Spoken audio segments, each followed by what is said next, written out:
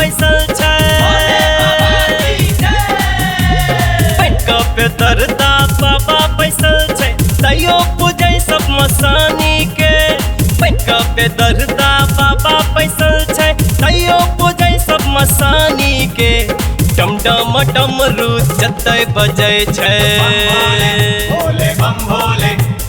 डम डम डमरू जतै बजै छै पूजा होय भोला तानी के डम डम डमरू जतै बजै छै पूजा होय भोला तानी के हे यो पूजा होय भोला तानी के हे यो पूजा होय भोला तानी के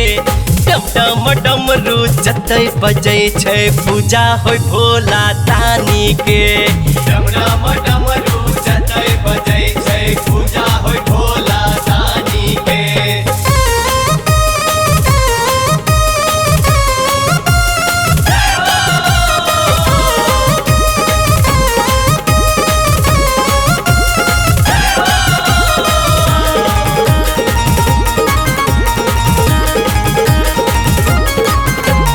माखन मिश्री निको ने लागे भांग धतुर देख हिया जुराबे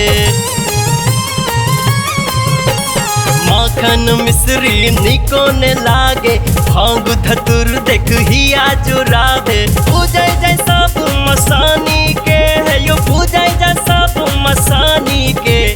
डम डम डमरू जतै बजै छै डम डमरू जतै बजै छै पूजा होय भोला तानी के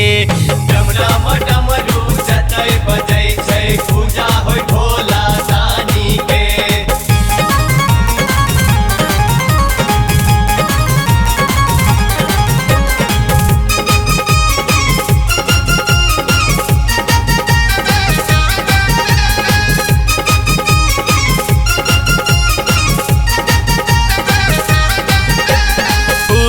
प्रेत के संगे रखै छै बसहा पर चढ़ के भीख मंगै छै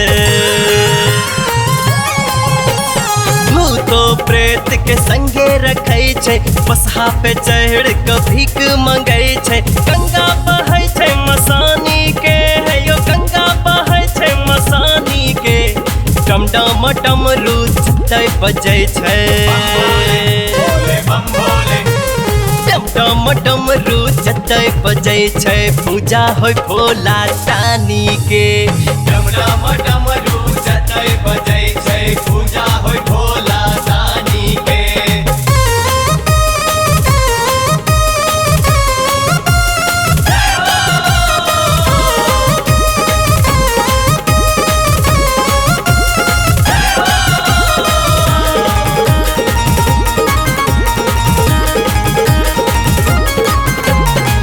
आनंद मिश्रा जे गीत लिखै छै गौरी के भंगिया ले भांग पिसै छै आनंद मिश्रा जे गीत लिखै छै गौरी के भंगिया ले भांग पिसै छै प्रकाश का भजन मसानी के प्रकाश का भजन मसानी के डम डम डमरू जतै बजै छै डम डमरू जतै बजै छै पूजा होय भोला तानी के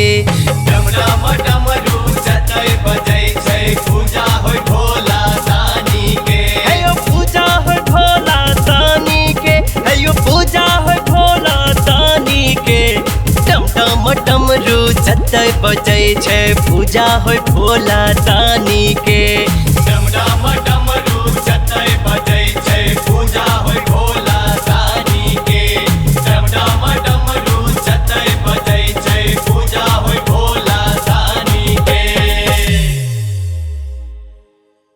सब्सक्राइब करू विजय एंटरटेनमेंट चैनल के आ घंटी के निशान के जरूर दबाओ हमरा सबक वीडियो सबसे पहले देखबा के।